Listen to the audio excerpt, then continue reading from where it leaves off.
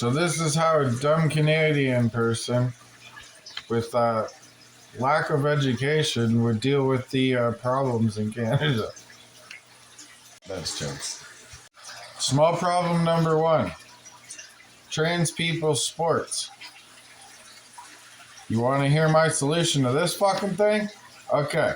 So you have men's sports, women's sports, and then if you just take all the trans people and make trans sports, hey, you know what?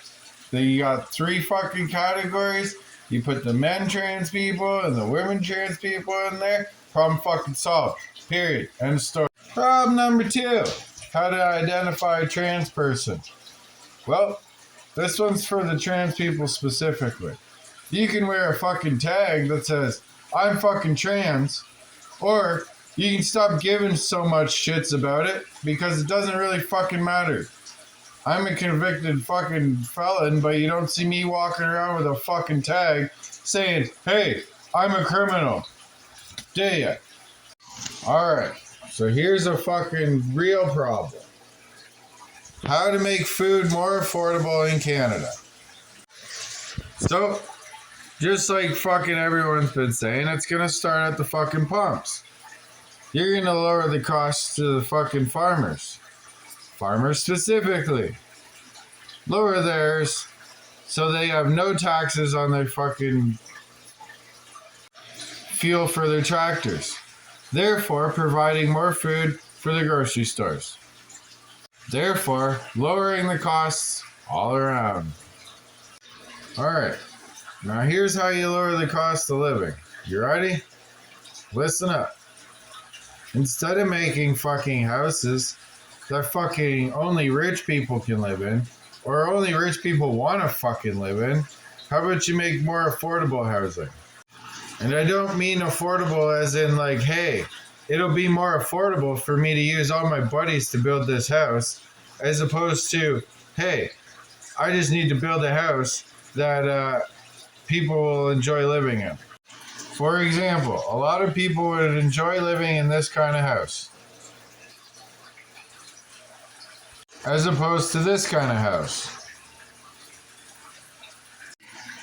The first house I showed you was an off-grid house, which seems to me like it'd be a lot more affordable in the long run to build off-grid houses. Therefore, when the power goes out, people don't complain, and Hydro One House doesn't have to get to rural areas and parts of Canada.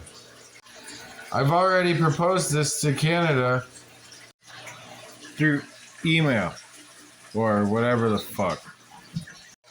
And they just passed me to a different section of the Ontario grants.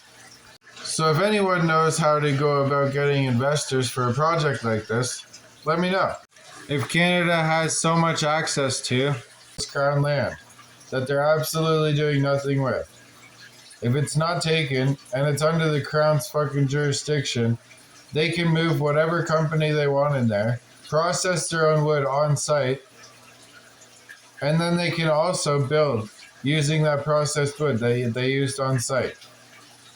You can make it low cost as well as off grid, providing energy to a small number of houses. This is absolutely ridiculous that no one else has even thought of this. But there's a lot more micro problems that are going on in Canada that people are concerned about other than the cost of living and food costs. Micro problems being they can't afford to get to work, so they're all stressed out about how they're going to afford to get fucking back and forth to work to even try to get food on the table. Micro problem number two. Why the fuck do we give a crap about a fucking American fucking detainee by ICE?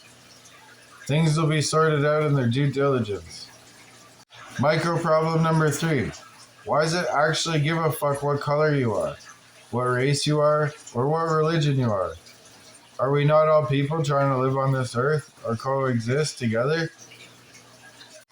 And to be more specific and bring it a little closer to home, are we not all Canadians?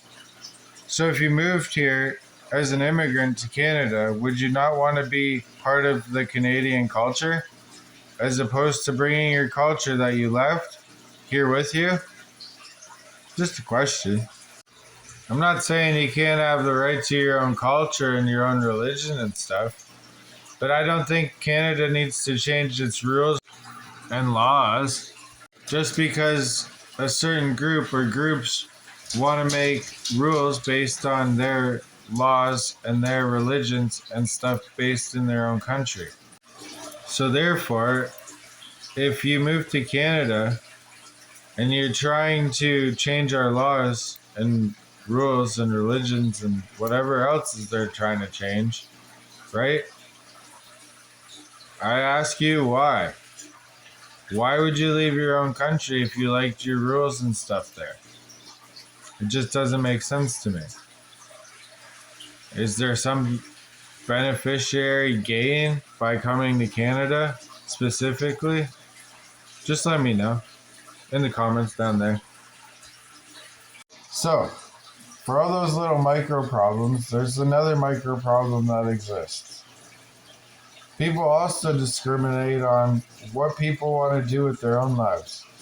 No offense, if someone wants to decide to do crack or crystal meth or say Hawk Tua and become a fucking OnlyFans model, that's their prerogative. They have the choice to do whatever the fuck they want, and who are we to judge them?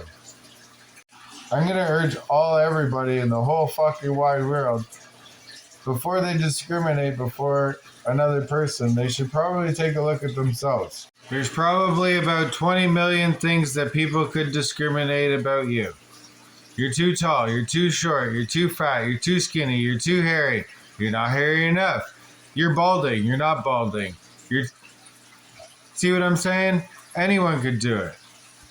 And just so everyone aware, that's not a diss on any of those people. They are still people. They have a right to exist without people talking shit about them. So my apologies. But it's very easy to talk shit about a stereotype. But when it comes to something hard, no one has the fucking balls to speak up about it. So, once again, hey, and if you like my shit, don't forget to like, share, subscribe, and do all that crazy bullshit so you can stay on that algorithm. Thank you.